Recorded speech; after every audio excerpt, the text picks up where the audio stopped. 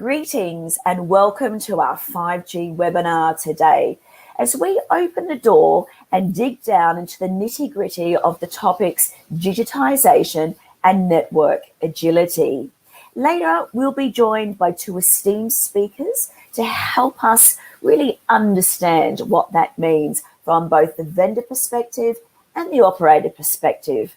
But for now, without further ado, I would like to introduce the Director General of the Cellular Operators Association of India, Lieutenant General Dr. S.P. Kochhar, to make his opening remarks. Ladies and gentlemen, a very good afternoon to you all. It gives me immense pleasure to welcome you to this discussion, 5G, opening doors to digitization and network agility, which has been jointly organized by COAI, Nokia, and IMC Studio. As you are aware, of late, the telecom industry has been managing disruptions from customers caused by companies which have set new standards for seamless online experiences, forcing industry to actually redefine the interaction models with customers like Uber and Netflix. There has also been business model disruption due to technologies like AI, big data, and the Internet of Things, which are redefining service delivery and value addition models, amongst others.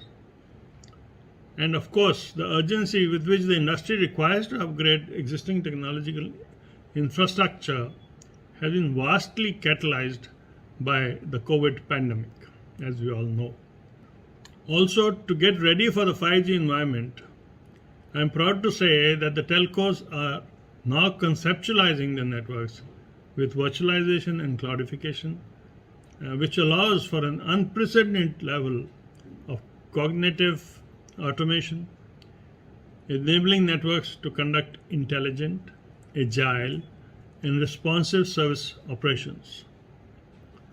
I visualize that the rapid increase in capabilities and computing power of machine learning technologies would actually pave the way for networks that are self-aware, self-optimizing, and self-healing. Automated networks will soon be a reality.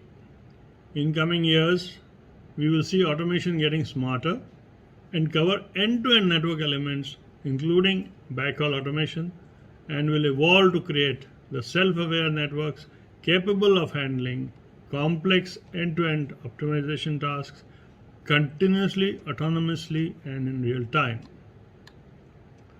To their credit, Indian telcos are already investing into these emerging inventions, reinventions, and digital transformations like zero-touch service models and satellite networks like Open RAN, along with building greenfield IT stacks and enabling digital native scaled customer experiences.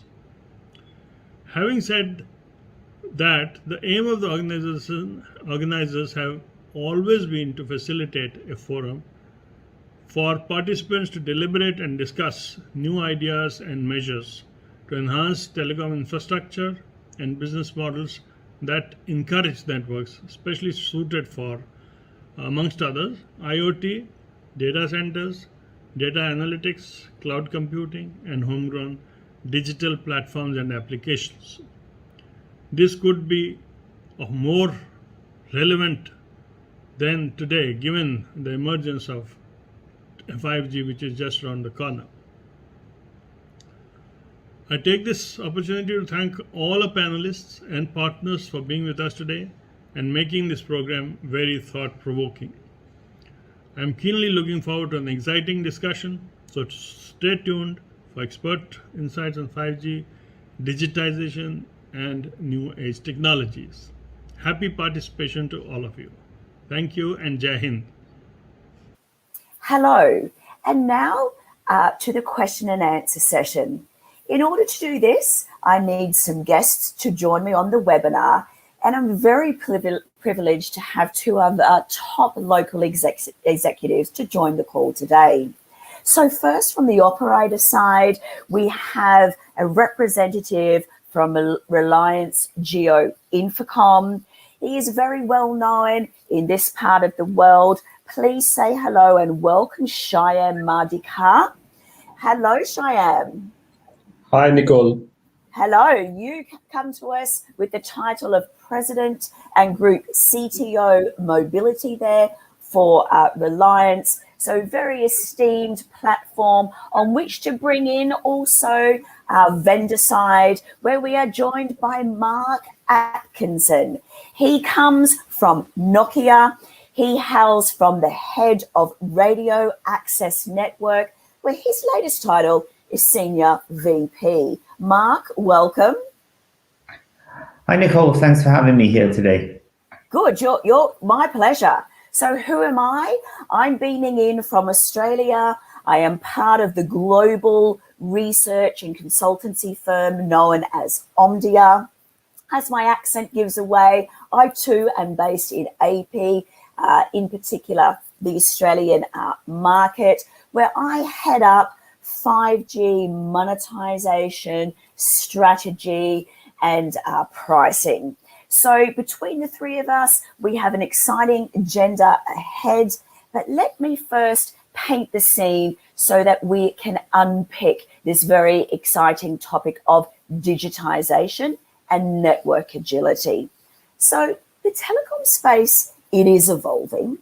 And that means that the operators in this space also need to keep abreast of pace and change.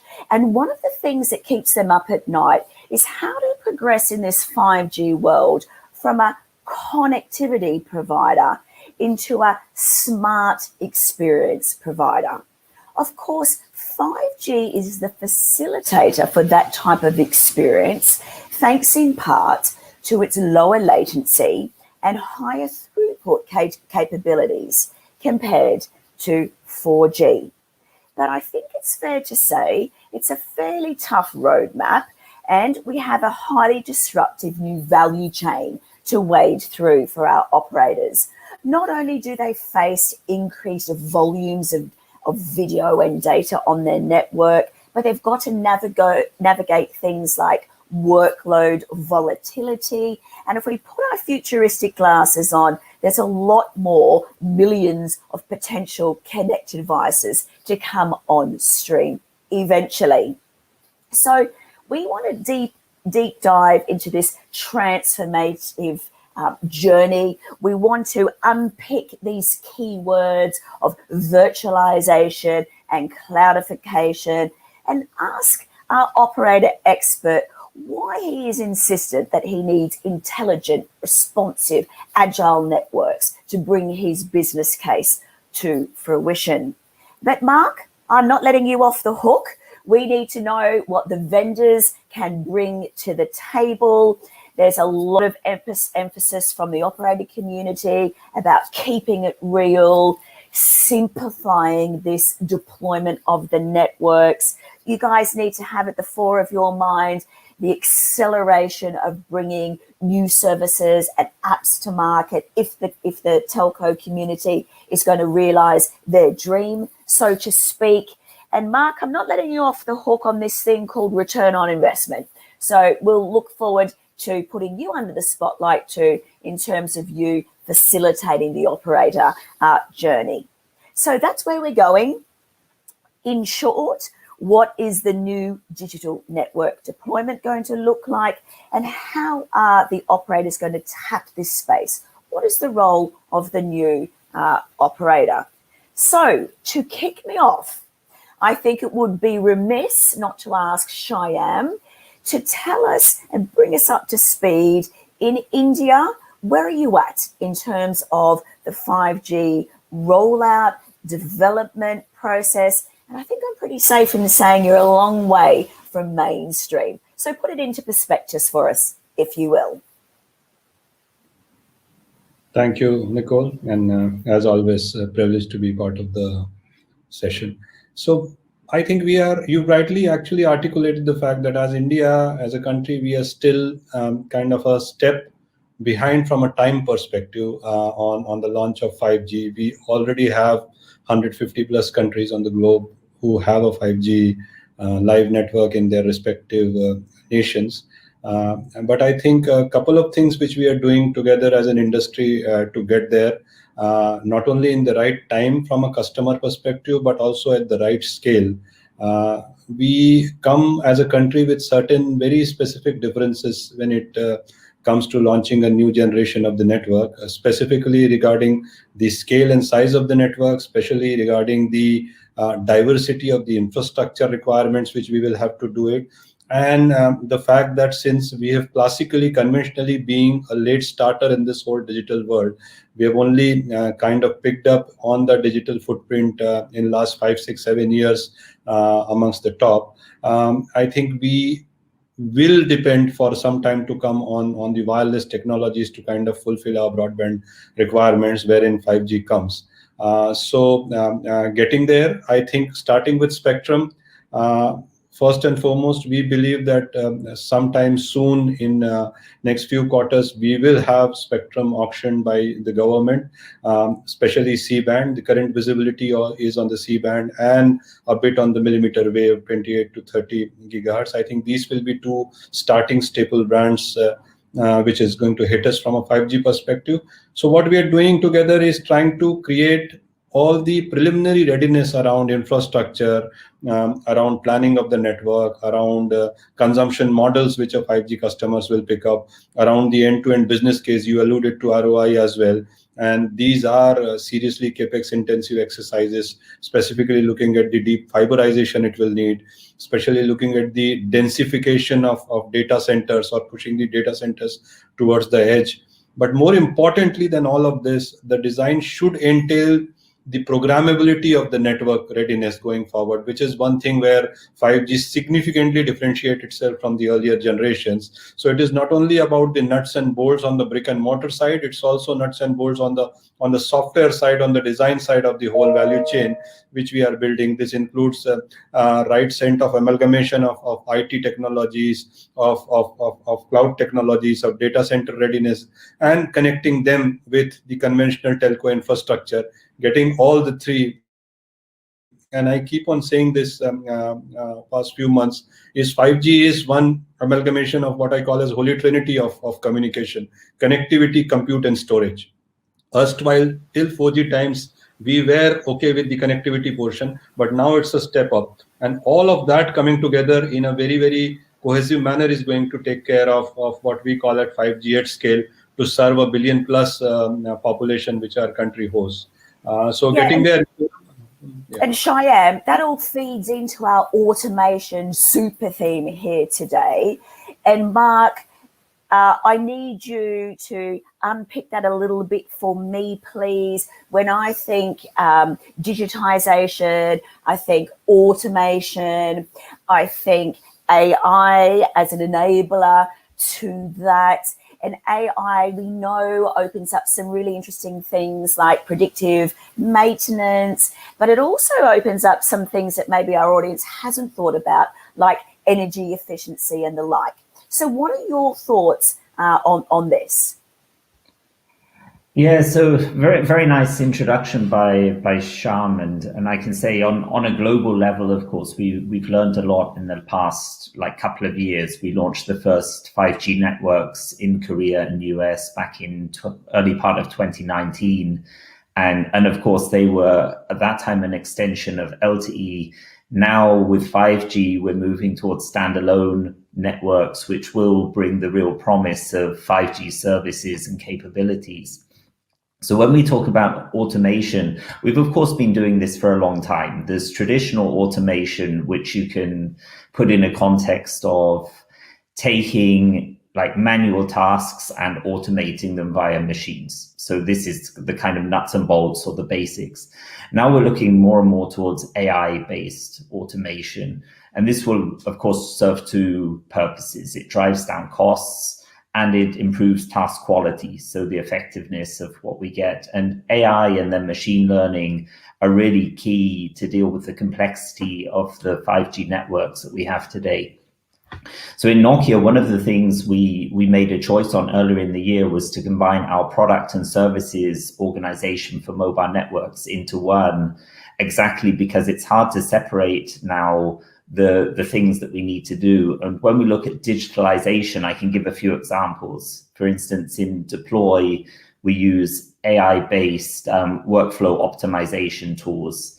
In TSS, Technical Support Services, we engage so-called digital assistants, which have access to extensive libraries, live network data, and can make then decisions themselves. And then you're getting more and more benefits. And we can talk more about that as we go through the discussion. But then it comes to a few things. Firstly, you need extremely powerful compute. Back to Shyam's point, you need a lot of processing capability to support those cognitive functions within the radio access network. And then on top, you need things like SON, self-optimizing networks, which bring automatic troubleshooting, configuration management, automatic optimization, self-healing. So this context-aware capability within the network. So plenty of exciting things to come. Yes, and I think another part of that automation story has to do with the OSS and BSS layer. Kind of a little silent cog turning around in the background there, but a very, very important one if those operators are going to realize those new business cases. So Shyam, in terms of your network planning, do walk us through your OSS BSS transformation plans there, if you will. I think when you alluded to OSS BSS, Nicole, as a silent cog, you could not have been more right. And I think sooner than later, all of us together as operators, as equipment providers, have realized, and I believe, I mean, if I have to put a timeline towards it, it is the latter part of the last decade, around 2015-16 timeframe, when what we call as the conventional products, the radio products or the core products or the routers, the capability of products has become less relevant than our capability to manage them. I can compromise with a product, maybe 5-10%, but I cannot compromise with my capability to manage that, because the scales at which we are operating and the flexibility of the network and the elasticity of the network architecture which we are trying to operate, I think it becomes paramount important that OSS is really kind of seamlessly integrated, not only, but is very intelligent and intuitive to manage the network functions. So I think the relevance and the value of OSS systems, including BSS, are going to step up big time going forward in this. And this concatenated with the fact that Mark alluded to, getting some kind of intelligence or self-learning capability. You can call it AI, you can call it machine learning, but long and short story is the amount of telemetry and instrumentation interfaces which these products generate now, it is absolutely impossible to kind of manage and orchestrate them in absence of a very intelligent management system. So I think OSS, BSS are becoming totally depending on the big data which is feeding them, distributed across the network layers, distributed still a very open API base where they share data, the relevant data in real time. In fact, there's been a big leap from this big data concept to right data. And that is, I think, more or less relevant to what telcos are doing right now. What kind of instrumentation you create with the products and how do you manage it?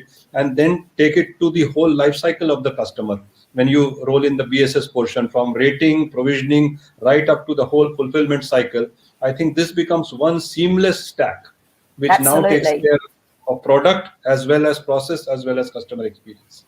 I agree. Sorry. And Mark, one other thing we can't compromise on is security.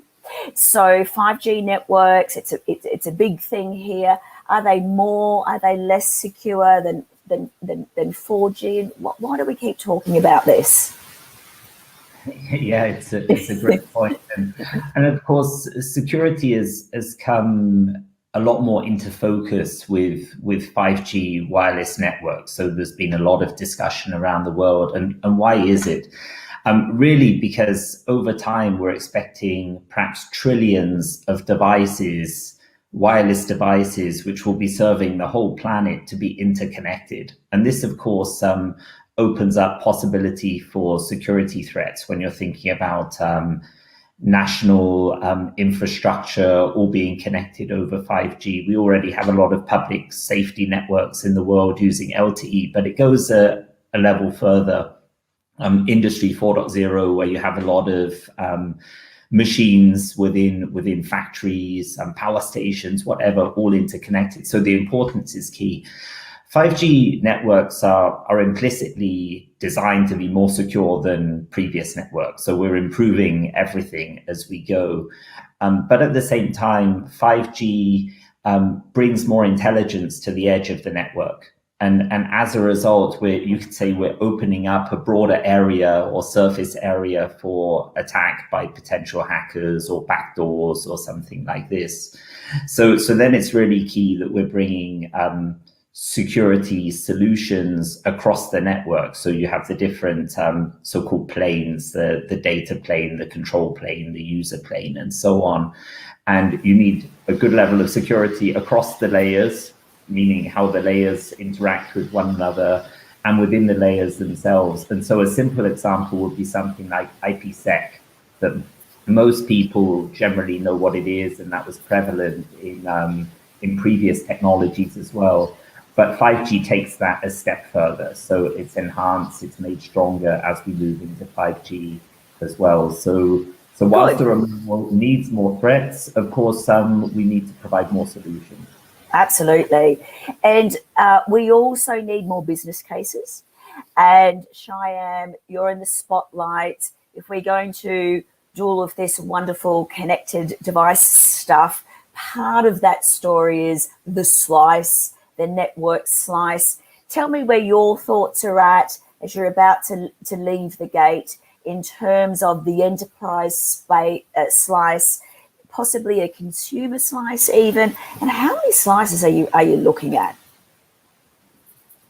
See, Nicole, I think this is one of the most interesting and exciting aspects of 5G, whereas this technology is kind of enabling what you just spoke about. And if I look at slices, I think if we step back and ask our question, why is the whole genesis of slicing has come from the fact that 5G service suite will not be a one-size-fits-all. We are all aware now because of the diversity of the technology and the capability of the technology. It will be more a customized, a bespoke kind of solution. In fact, there are talks about customizing it even at a retail level on n is equal to 1 customer perspective. But having said that, I mean, enterprise side is a very, very clear and classical example. And if you have to customize a solution, it is logical that you also dedicate only those many resources that are needed to service that particular service or customer, which means that you slice the network not only from physical infrastructure perspective, but also from programmable resource perspective. That makes you use your resources in much more optimal manner, much more kind of shared and pooled manner, much more productive manner. And it also gives us a very good customer-led control towards the resources which they are using. So then they can scale at ease or they can use it at ease. This specifically comes about the Enterprise 4.0 suite. Around vertical solutions. We are talking about vertical solutions in conventional sectors like education or health, or in agriculture if it comes to countries like India, of course towards end-to-end production and manufacturing, and then deep automation of the customer processes. And pandemic has told us that unless you digitize the overall stack, the enterprise stack, it is very, very difficult for you to operate. So there will be slices from infrastructure perspective, there will be slices from network resource programmability perspective, OSS, BSS perspective, so that as a customer, I only get to see what is required of me and I only get to pay for what is being requisitioned by me, rather than trying to kind of build a very, very generic business case. So I think this will be very, very exciting to see. Number of slices, I think Mark spoke about trillions of devices. We know there are hundreds of thousands of enterprises out there, depending on the way we approach the market. But I think as a technical person, my brief is very clear. Number of slices are equal to the number of customers or number of solutions which we need to give. That's the B end and far end of it. Right, good. And to enable your network slicing, we're really coming back to that pivotal point of network flexibility. We've been talking about that for a while, haven't we, with the NFV, SDN starting point, but now we're throwing out some new words like Cloud RAN and Open RAN. Mark, where are we at? From my understanding, it's not one shoe fits all. Yes, there's some nice benefits that come with all of this. cost savings, that network flexibility, faster speed to market of services. There's also an incremental cost. Put it in perspective for us. Just searching for the mute button. Yeah, there's probably an hour worth of conversation in that question alone. So I'll try to be succinct and give some key points. I think firstly, it's important not to muddle all of these things up. So Cloud RAN and ORAN, Open RAN, are two different technologies which can coexist. They can also exist separately from one another as well. And Cloud RAN is much more of a technology evolution of the existing radio networks, which are out there. So moving baseband compute from purpose-built hardware into the cloud using x86, for instance. So that's an evolution which we expect as we enable more and more use cases on the edge of the network. ORAN is there to encourage a multi-vendor ecosystem. For instance, a Nokia baseband with a third-party radio, which probably won't result in any increased network innovation or performance, probably even brings some complexity into the network, but has the opportunity to reduce costs, because then you're having a broader supplier base to make vendor selections out of. So when we look at the two of them, Cloud RAN has its challenges in that we need to, of course, have the infrastructure in place, data center infrastructure, very strong transmission networks, and so on. So it's an evolution, but something we're going to see a couple of years into the future in most markets. So it's nothing which is just around the corner.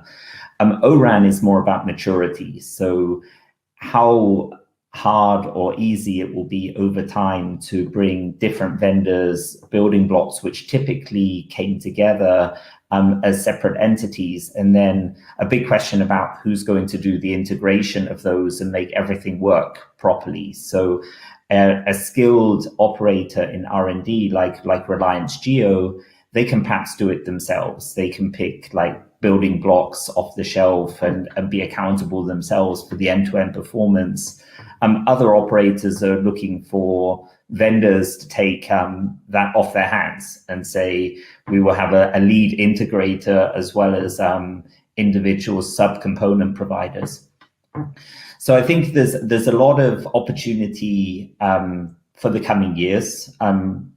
There's a lot of maturity that needs to happen to make those technologies perform as the existing technologies are performing today.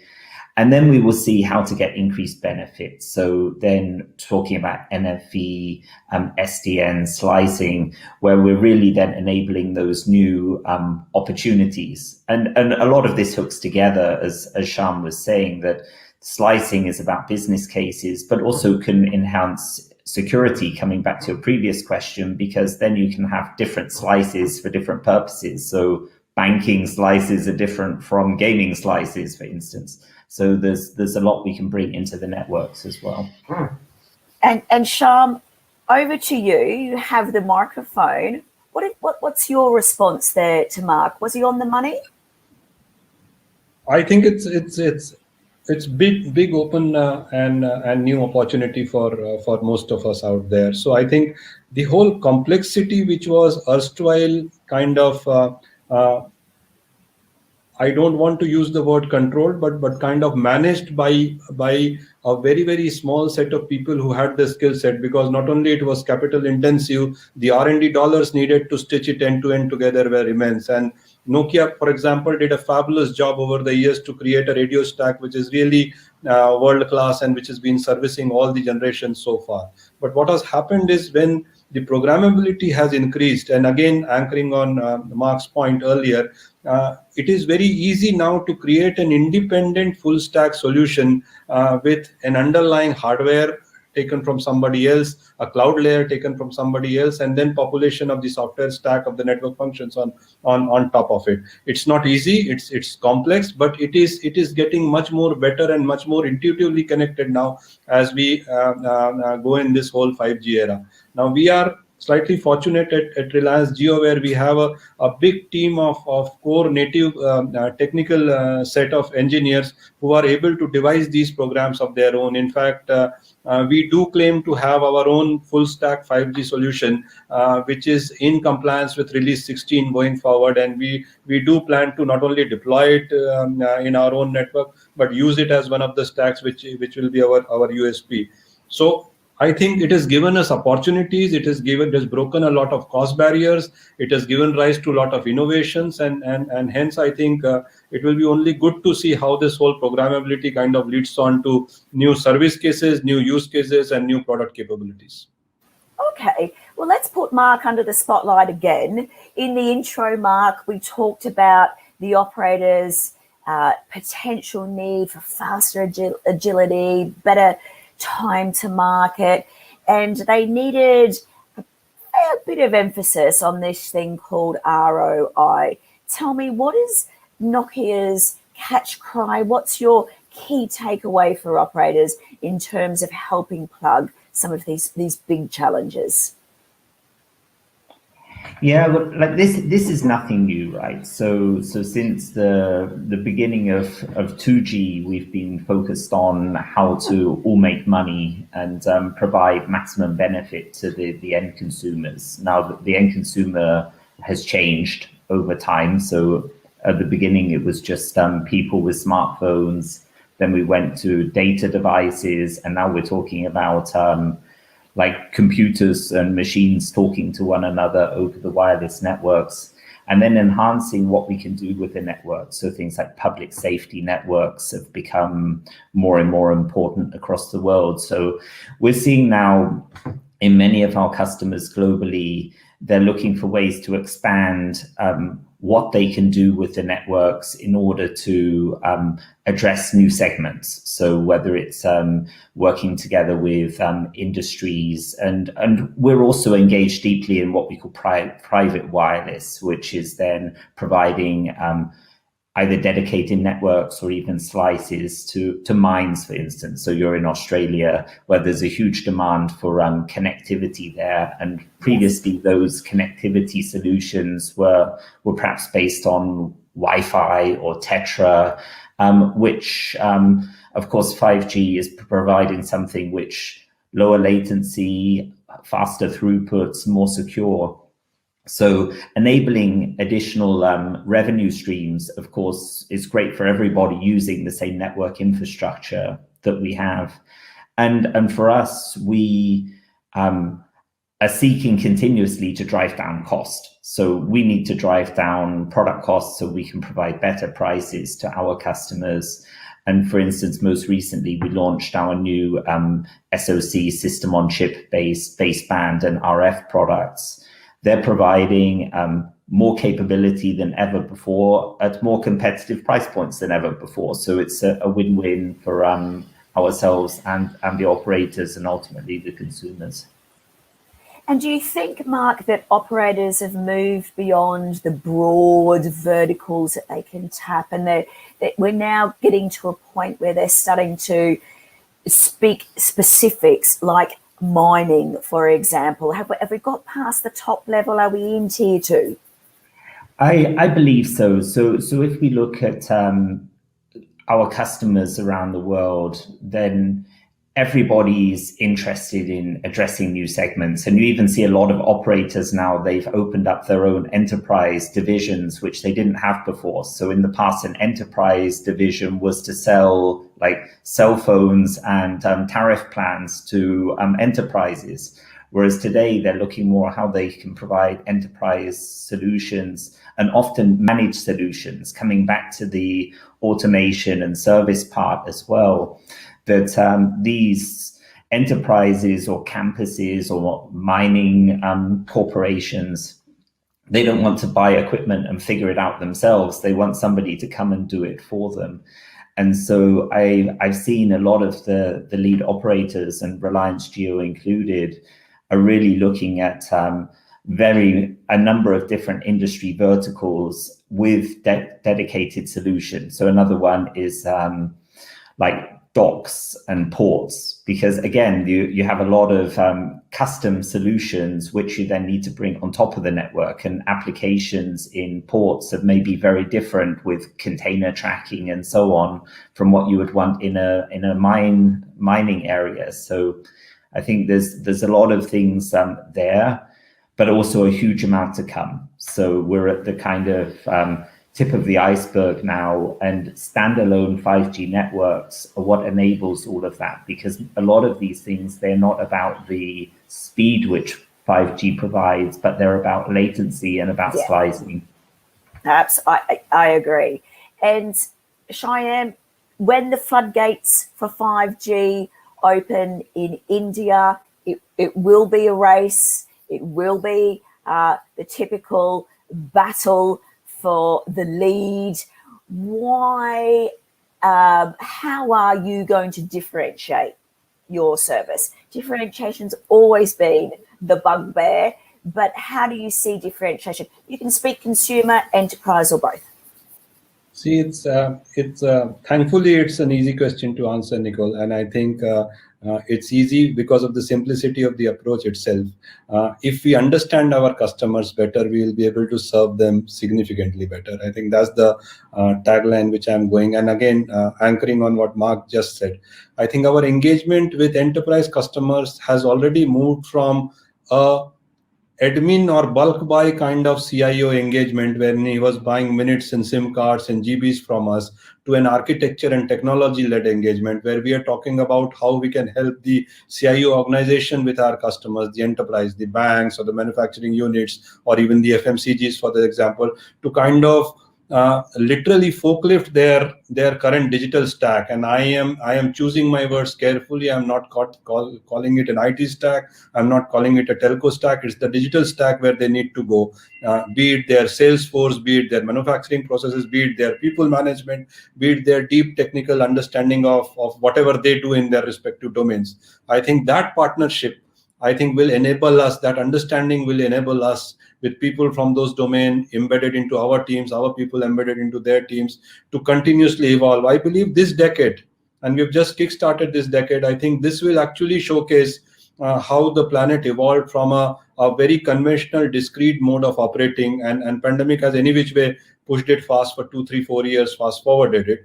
I think it will definitely change, and unless we kind of get our hands dirty with our enterprise customers, their ability to digitalize it this fast will be impossible. And then when you look at the retail customers, the B2C, the smartphone folks or the FWA folks, I think there our recipe is simple.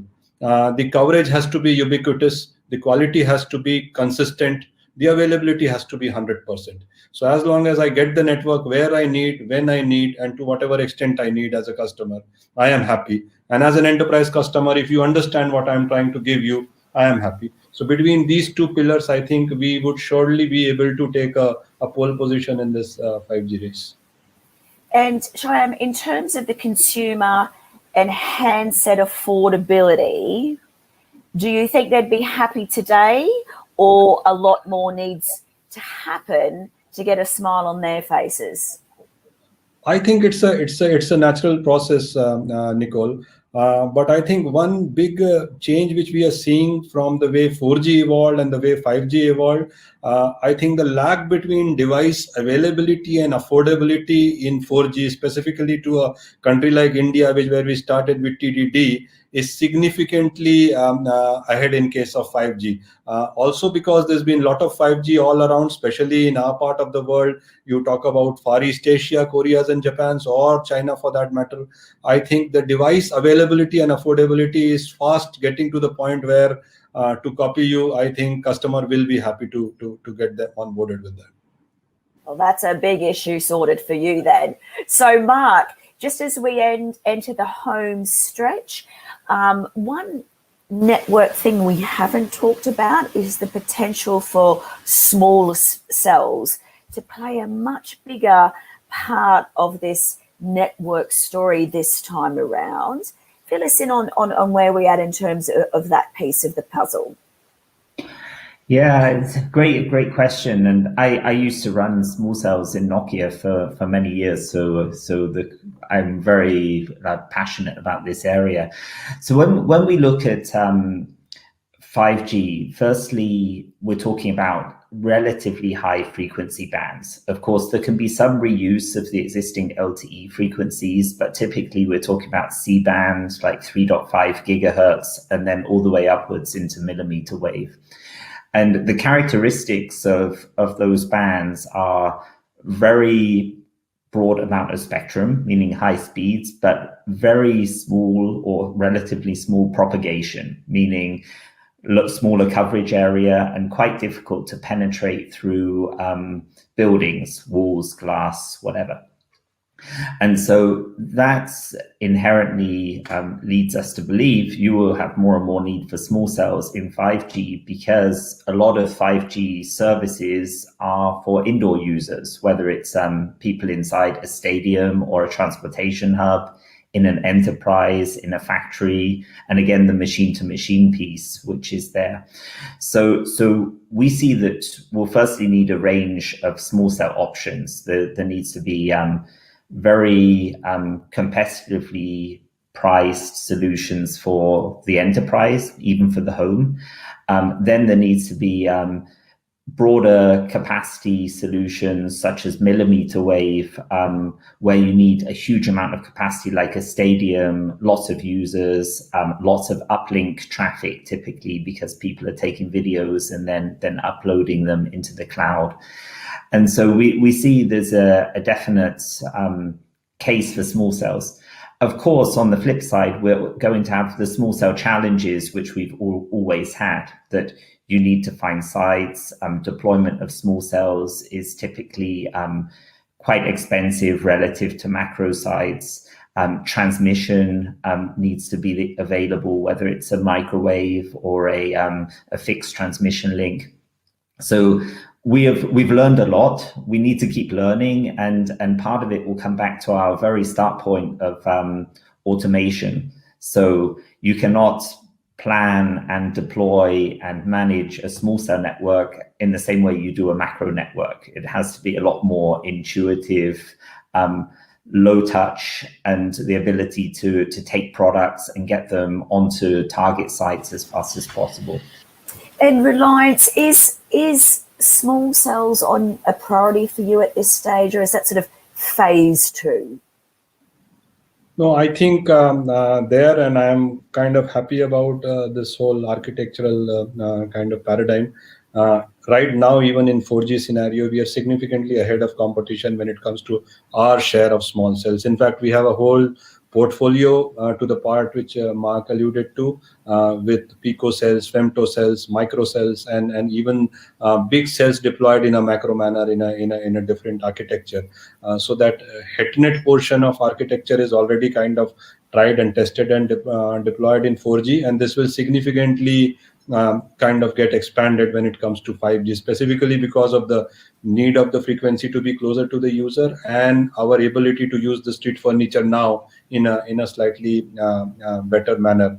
The challenges are obvious, and I think Mark did hit on the nail on the head when he said that deployment challenges need significant automation, significant infrastructure support from power and connectivity perspective, because these are two big bottlenecks to densify the network. But I think it is now in 5G scenario, I believe small cells are more of a necessity than a luxury. So we don't have a choice but to go ahead with this kind of architecture. Okay, good. And Mark, take us home, if you will. AP came out, all guns blazing. We very much led the 5G global scene. Are we still ahead? Has the rest of the world sort of caught up or nipping at our tails? What's your take on things? Yeah, of course, Korea was incredibly fast in launching 5G, and they're already like in phase 2 of moving to 5G standalone networks and so on. Japan uptake is starting now. China continues to densify, especially the low band now, to get 5G coverage out into the networks.